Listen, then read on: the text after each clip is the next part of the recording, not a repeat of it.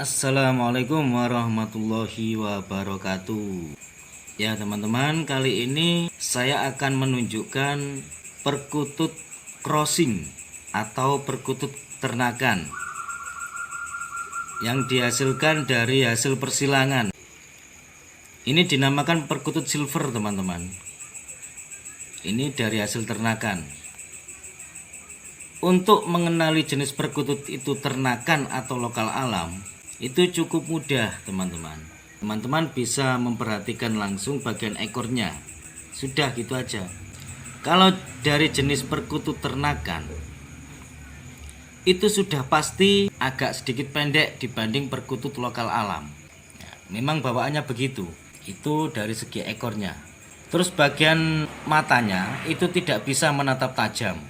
Dan dari gerak-geriknya itu masih kalah cepat dengan perkutut yang lokal alam. Itu jika kita melihat sekilas di dalam sangkar teman-teman ya.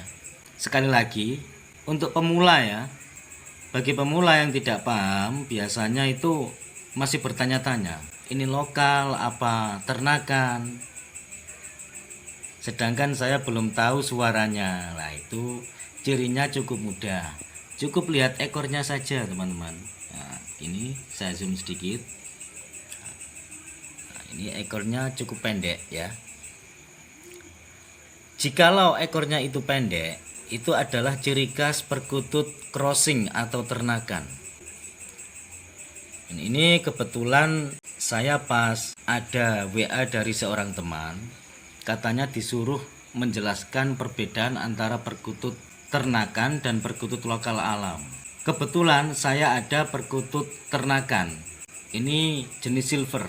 Ini saya dapat dari teman saya beberapa minggu yang lalu, sekitar 3 mingguan dikasihkan saya. Ya lumayanlah buat anggungan di rumah, gitu aja.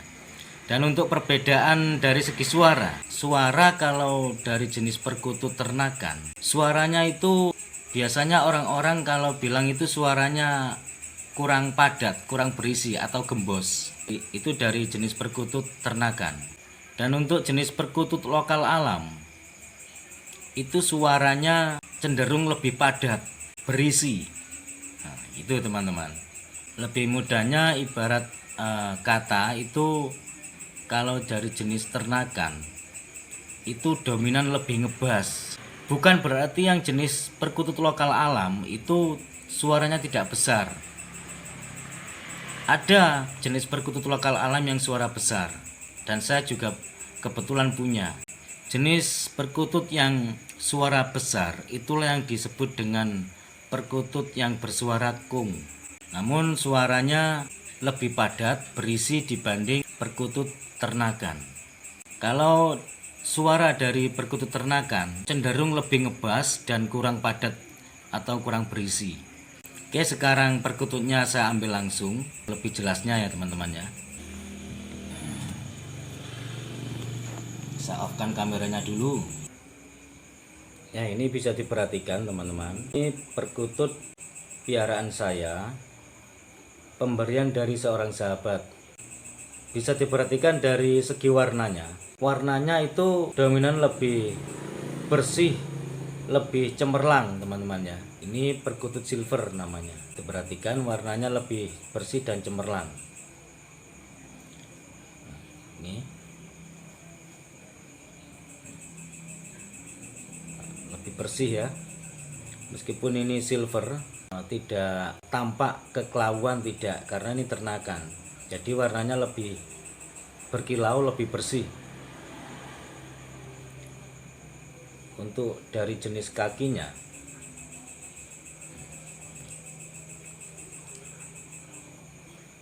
meskipun perkutut itu ternakan, kaki yang warna gelap itu juga ada teman-teman. Dan meskipun perkutut itu dari lokal alam, warna sisik kaki yang cerah itu juga ada. Bedanya, kalau yang lokal alam itu cenderung lebih kasar, dan yang ternakan itu cenderung lebih halus dan terkesan lebih bersih. Bisa diperhatikan ya. Ini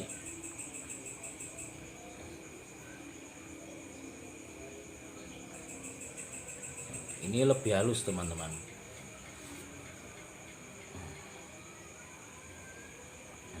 Ini kan lebih halus dibanding perkutut lokal, lebih bersih. Tidak meneliti sedetail ini juga tidak apa-apa, karena melihat dari segi ekornya saja itu sudah jelas bahwa kalau ekornya ini pendek. Nah, ini membuktikan kalau perkutut ini adalah perkutut ternakan. Kalau soal suara besar atau kecil itu tidak bisa dibuat patokan, karena dari jenis perkutut lokal alam pun itu juga ada yang suaranya besar, yaitu suara kung. Hanya saja perbedaannya, kalau yang lokal alam itu lebih padat berisi, dan kalau yang dari ternakan atau dari crossing itu lebih dominan ngebas tapi kurang padat, kurang berisi. Di bagian leher belakang sampai punggung ini juga tidak tampak warna yang gelap sedikit pun atau warna yang pekat sedikit pun.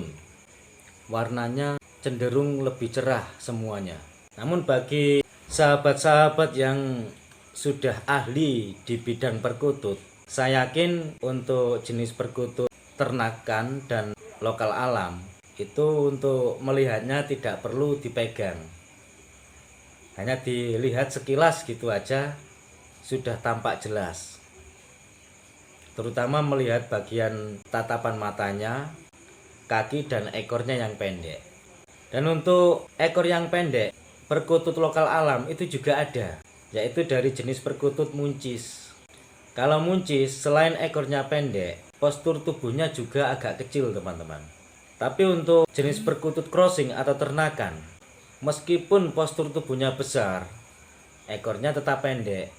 Tidak ada perkutut ternakan yang mempunyai ekor panjang, tidak ada. Normalnya untuk perkutut lokal alam itu selisihnya 1 sentian lah, setidaknya begitu, sekitar segini. Nah ini 1 senti teman-teman, memakai perkiraan aja ya, sekedar buat contoh. Kalau seandainya ekor ini panjangnya tambah 1 senti ini segini, itu sudah pasti lokal alam. Dan karena ini ekornya pendek, itu juga sudah pasti ternakan.